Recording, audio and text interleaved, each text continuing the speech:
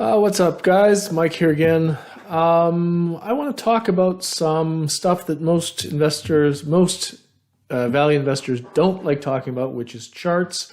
I've made a few trades in the last week, and I just wanted to update you guys because I'm going to try and do a bit more updates on my small moves that I make throughout the year. I did a bunch last year, and I didn't really do videos on them because I didn't do time. So I'm going to try and pack them all together just to keep updated on all the moves I make. Now, I think it's important to understand my investment style, which I haven't really done a video on.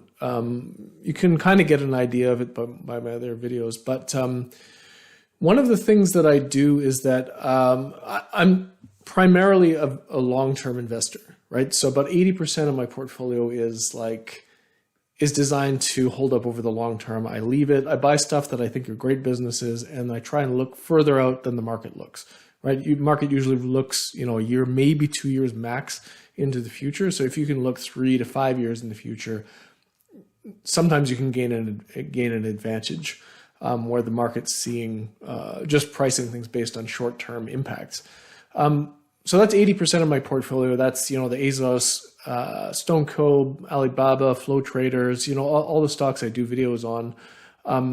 But there's another 20% of my portfolio that I allow myself to make moves with. And part of this is just, I don't know, just based on my kind of ADD, I guess. I got into the market because I kind of like the action, right? So, but what I realized over time was, as I was practicing it and trying it, trading actually doesn't make as much money as, even if you're good at it, it's hard to make as much money trading as it does, as you can make just buying and holding great businesses. So anyway, maybe this is a weakness of mine. I just like, I like trying to outsmart the market. So ignore this if you want, but I'll take you through 3 trades that I just made.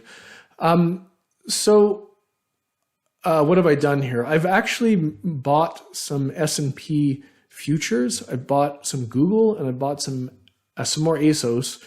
And I will explain the reasoning behind this and the strategy. Okay, so actually, to go back to my 20% of the portfolio that I mess around with, I can do various things with that. I can make trades like the ones I'm going to show you. I can buy options. Options actually did quite well for me in 2022. Or I can go to cash if I'm nervous. That's kind of what I did at the end of 2021. I went to 15 to 20, I forget how much. It was somewhere between 15 to 20% cash and a bunch of value companies because I was worried that, what the Fed was doing, raising rates and, well, that was in 22, but raising rates and, all these extremely overvalued companies in the market, and the market as a whole was very expensive. It's like 35 times earnings or something. So I went to a defensive position there. But now I'm mostly invested already. I've got about 95% invested.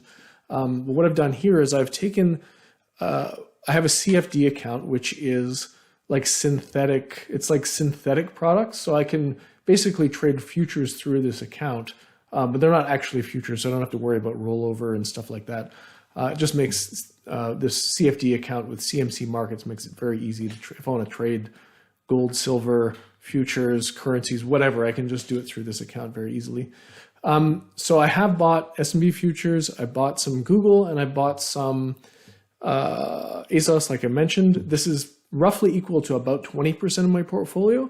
Now, like I said, I only had 5% cash, but I can use leverage in the CFD account to do things like buy the S&P futures, and that's what I've done. So I've also got stops in so that if the price goes against me at any point, my max loss here is around 1% of my portfolio. So I can, this is not a high risk position. If everything goes against me, I'll just be stopped out and I'll lose 1%. But if it doesn't get stopped out, then I can ride the move up. And so what do I want to say about that? Okay, so let's look at the S&P. Why did I buy the S&P? The S&P market has been in a bear market, as we all know, for over a year, basically all of 2022. Now, what happened, what I think has happened here is it's created, every time the market has come up, it has hit a resistance level, and these resistance levels where the market's reversed down have created this perfect trend line. It's like, this is a technical analyst's dream where it's just this absolutely perfect trend line. So you can see that the market has trouble getting above that line. And so the theory with support and resistance is support and resistance hold, like you would expect that they hold. But if they break, that's a signal that maybe the trend has changed, right? So what's happened here is on Monday, January 23rd, the S&P broke through this trend line, according to my chart. It also broke through two other resistance areas. One was the 200-day moving average, and the 200-day moving average is like, this is what a lot of technical analysts look at, right? So, and I should say that, like, I don't really necessarily believe that any of this makes any sense, but what I do think is that there are so many market participants that do think it works that it ends up being a self-fulfilling prophecy. So I know what a lot of other people think and how they a lot of the time react to it, and then you can basically just get on the bus with them as they move the market based on this stuff, right? There's a lot of algorithms. There's a lot of traders out there that do follow this stuff, and I kind of know how they look at it, right? So on the 23rd of January, the S&P trend line broke. It also broke the 200-day moving average, and it broke through a psychological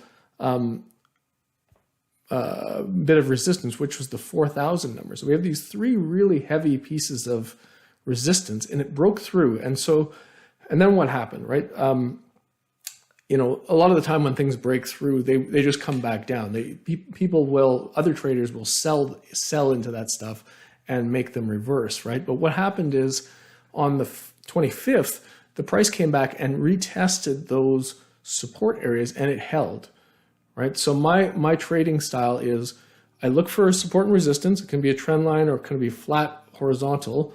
And if it breaks through, I wait for the retest of that break line. And then if it holds and resumes and keeps going, that's an indication that the resistance has flipped and it's now support.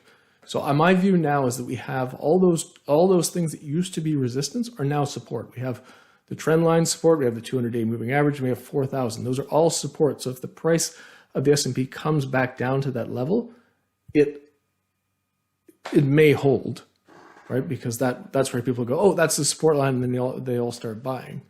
And what I would also say about this is if you're a value investor, just know that value investors don't really move the market. So the way that we think is not the thing that drives the market. The thing that drives the market is all these like high turnover, short-term traders. Most of the volume in the market is that kind of stuff, and and lots of computerized algorithms too, right?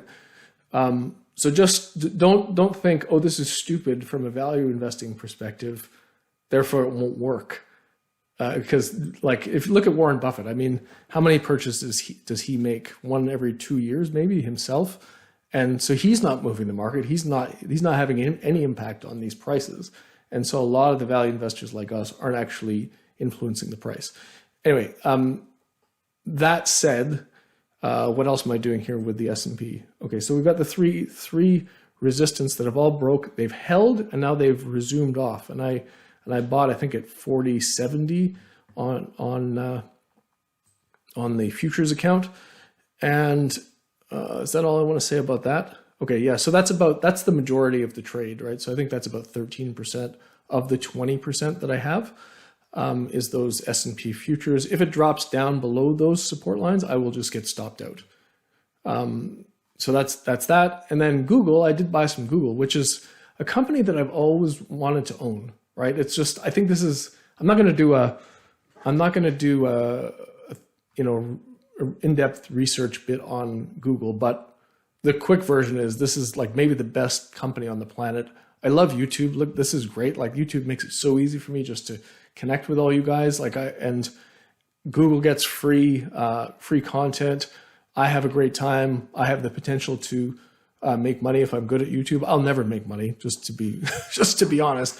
You need like lots of subs, but they get free content from everyone. It's basically a monopoly, and then the search is also a monopoly that is just like almost impenetrable. And we all know, like they just released earnings today actually, and the what was it?